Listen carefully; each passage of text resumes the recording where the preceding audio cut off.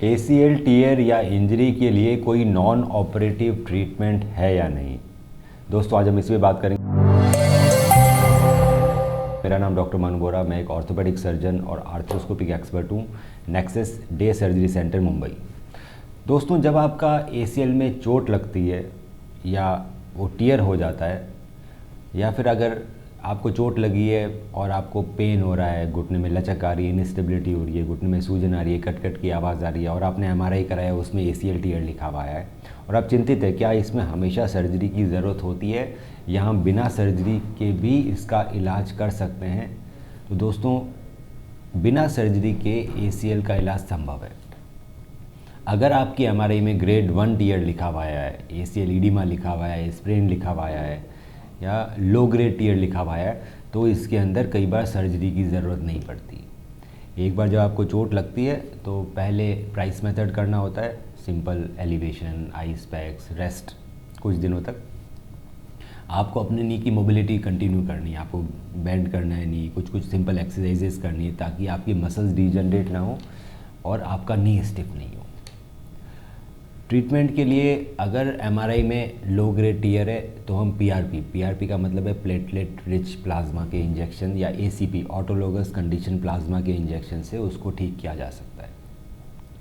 हमारे शरीर में कहीं भी चोट लगती है तो प्लेटलेट्स और प्लाज्मा और ग्रोथ फैक्टर्स उस चीज़ को रीजनरेट करते हैं। जैसे हमारी चमड़ी में चोट लगती है, स्किन कटती है तो वापस स्किन जुड़ जाती है। क्यों? क्योंकि वहाँ ब्लीडिंग होती है, प्लेटलेट्स आते हैं और रीजनरेशन से स्किन वापस हील हो जाती है।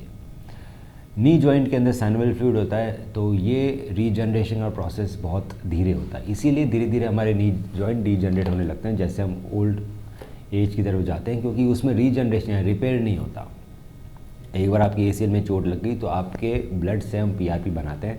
आपका लगभग 15 से 20 ml ब्लड निकाला जाता है, उसको एक स्पेशल PRP या ACP वायल में सेंट्रीफ्यूज करके उसमें से ACP ऑटोलोगस कंडीशन प्लाज्मा अलग निकाला जाता है। अब ACP और PRP में कुछ मेजर डिफरेंसेस हैं। जिस तरह से उसका जो प्रोसेस है अलग करने का, ACP का प्रोसेस थोड़ा ज़्यादा रिफाइंड है, उसके अंदर एक्टिवेटेड ग्रोथ फैक्टर मिलते हैं, उसमें कॉन्सेंट्रेशन ऑफ जो प्लेटलेट्स हैं वो बहुत ज़्यादा मिलता है as compare to the normal conventional PRP। ACP के रिज़ल्ट आपको हमेशा बेटर मिलेंगे PRP से। ACP के लिए एक डिफरेंट तरह की मशीन से उसको बनाया जाता है और बहुत ही सिंपल प्रोसेस है। 15 ml ब्लड निकाल के सिर्फ 5 मिनट उसको सेंट्रीफ्यूज कराया जाता है और ACP बन जाता है।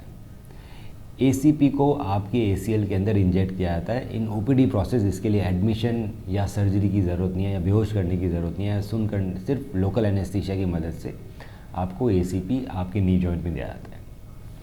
ACP देने के जो रिज़ल्ट्स हैं वो डिफरेंट वेरी करते हैं दोस्तों, तो डॉक्टर की एक्सपर्टीज़ होना बहुत ज़रूरी है कि वो एक्सपर्ट है ACL इंजेक्शन में लगाने के लिए।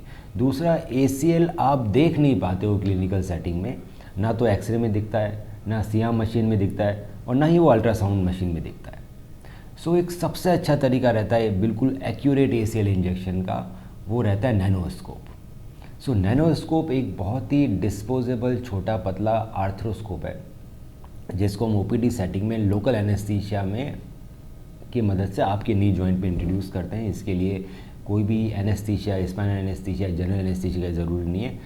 बिल्कुल आप OPD प्रोसेस में इसको यूज़ कर सकते हैं, इसमें कोई पेन नहीं होता और उसमें जो बहुत फाइन कैमरा होता है उसकी मदद से हम आपके ACL को देख सकते हैं। पहले नैनोस्कोप डाल के दिखाया था कि आपके ACL में कितना डैमेज है, क्या जो MRI में लिखा हुआ है वो सही है या नहीं है। उसके बाद अंडर विज़न बिल्कुल आँखों से देख के ACL के अंदर ACP इंजेक्ट किया जाता है, तो मिस फायर नहीं हो सकता। आपका जो ACP है वो ACL के जहाँ टीयर है वहीं दिया जाएगा। ये एक सबसे एक्यूरेट मेथड है ACL, ACP या PRP देने का और इसके रिजल्ट सबसे अच्छे आते हैं। लगभग 3 सीटिंग लगती है ACP की और 3 सीटिंग के बाद इसमें कोई रेस्ट पीरियड नहीं है, बहुत ही मिनिमल पेन होता है जब इंजेक्शन लगता है। इंजेक्शन के बाद कोई पेन नहीं है, आपको कोई छुट्टी लेने की ज़रूरत नहीं है, आपको लगातार एक्सरसाइजेस करनी है।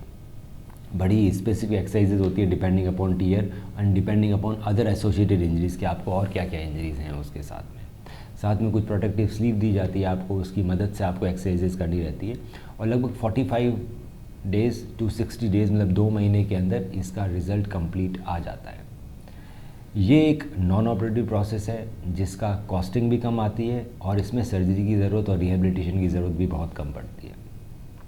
अगर इसका जो डिसएडवांटेज है वो सिर्फ यही है कि ये क्रॉनिक टीयर और हाई ग्रेड टीयर या कंप्लीट टीयर में काम नहीं करता, उसके अंदर फिर हमें सर्जिकल ऑप्शन यूज़ करने पड़ते हैं। आजकल सर्जिकल ऑप्शन भी बहुत एडवांस्ड है। All inside ACL reconstruction with fibre tape internal brace से जब ACL सर्जरी करते हैं तो उसमें रिकवरी बहुत फास्ट आती है, उसकी स्टेबिलिटी बहुत ज़्यादा है, उसमें फेलियर रेट काफ़ी कम है और 3 मंथ्स में हम बैक टू रनिंग प्रोग्राम चालू कर सकते हैं।